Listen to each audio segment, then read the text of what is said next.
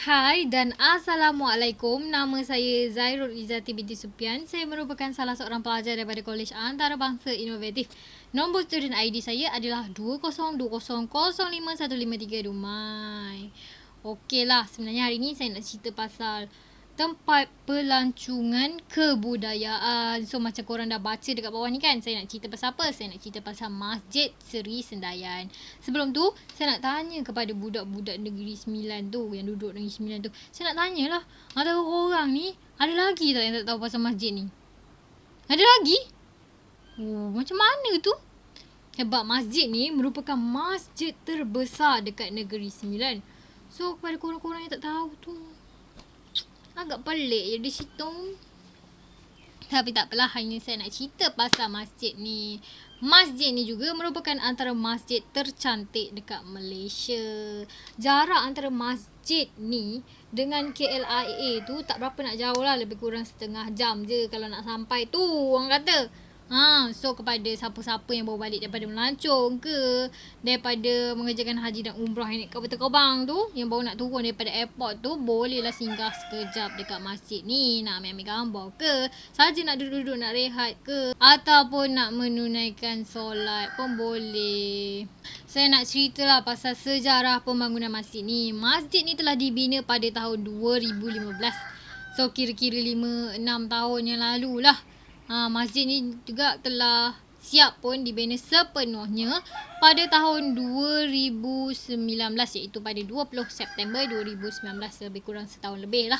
So setahun lebih lah tadi gunakan. So sebab setahun lebih kan, so baru je lagi kan. So mungkin ada antara korang yang duduk dekat luar daripada Negeri Sembilan ni tak tahu pasal masjid ni. Masjid ni juga telah diwakafkan oleh Tan Sri Abdul Rashid bin Hussein. Siapa Tan Sri ni? Tan Sri ni sebenarnya tokoh perbankan RHB. Ini merupakan masjid kedua yang telah diwakafkan oleh beliau. Masjid yang pertama adalah Masjid Putih Seremban 2. Pembangunan masjid ni memakan kira-kira 100 juta ringgit Malaysia. Kalau kita dengar lah, besar lah masjid ni kan. So kita masuk pula pada seni bina masjid ni. Masjid ni merupakan masjid yang berkeluasan 4.5 hektar. Besar kan? Besar kan? Besar kan? Dan masjid ni mempunyai 3 dewan solat. Dewan solat pertama iaitu dewan solat pertama lah, yang dapat memuatkan sehingga 3,000 jemaah pada satu masa. Manakala dewan solat kedua kita mampu memuatkan 800 jemaah pada satu masa. Dan dewan solat ketiga iaitu dewan solat bagi wanita pun juga dapat memuatkan sehingga 800 jemaah. So kalau kira-kira semuanya, lebih kurang 5,000 lah jemaah yang boleh solat pada satu masa dekat situ. Itu macam biasalah, masjid kan ada tempat solat kan, ada tempat pengurusan jenazah, bilik air, tempat nak ambil wudu. Masjid ni dia macam lain sikit lah, orang kata. Dia ada bilik kuliah, ada perpustakaan, lepas tu kita ada dewan serbaguna, bangunan pentadbiran, dewan makan dan 6 kediaman untuk petugas masjid. So kalau petugas masjid tu kan nak uruskan masjid. So kalau duduk je jauh tu bolehlah duduk sini. So tak adalah susah-susah nak ulang alik kan, orang kata. Manakala dalam masjid ni kebanyakan seni bina yang digunakan merupakan seni bina yang telah ditempah khas. Antaranya adalah ukiran kayu, penggunaan sadur emas, tulisan had, penggunaan bongkar jubin berhampiran dengan mimbar, dan yang terakhir adalah penggunaan cat emas di bahagian dalam atas kubah tu. Kau berkelas tak berkelas? Sebenarnya seni bina yang digunakan dalam masjid ini yang tadi yang saya cerita tu sebenarnya merupakan gabungan elemen daripada Mesir, Turki, Dubai, Maghribi dan China. Okey, akhir sekali dekat bahagian luar dia, kita ada satu kubah besar dekat bahagian atas tu.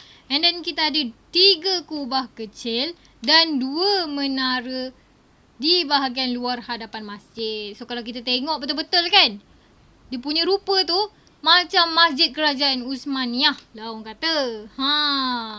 Sebab tu lah tempat ni dia unik sikit. Dia macam kalau kita masuk tu dah macam kita dah sampai ke dekat Arab. Dia unik dia tu. Wish, sebab kebanyakan dia punya banner semua ditempah dekat bahagian-bahagian sana.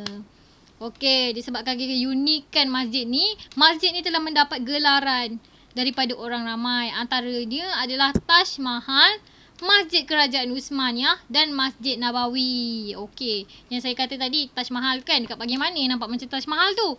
Sebenarnya nampak macam Taj Mahal tu dekat bahagian masa mula-mula kita nak masuk tu, dia punya landscape, dia punya pokok-pokok, dia punya jubit-jubit yang kat bawah dekat lantai tu macam Taj Mahal.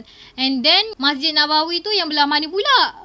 Masjid Nabawi tu sebenarnya dekat bahagian dalam masjid tu lah. Pada siapa-siapa yang menonton video ni sampai habis, saya nak cakap terima kasih banyak-banyak lah sebab kerana sudi meluangkan masa korang untuk menonton video ni. Dan kepada Madam, saya nak minta maaf lah kalau ada bunyi-bunyi ayam tu. Dah cuba dah Madam nak cut bunyi tu tapi tak boleh Madam. So, itu saja dari saya. Bye-bye. Assalamualaikum.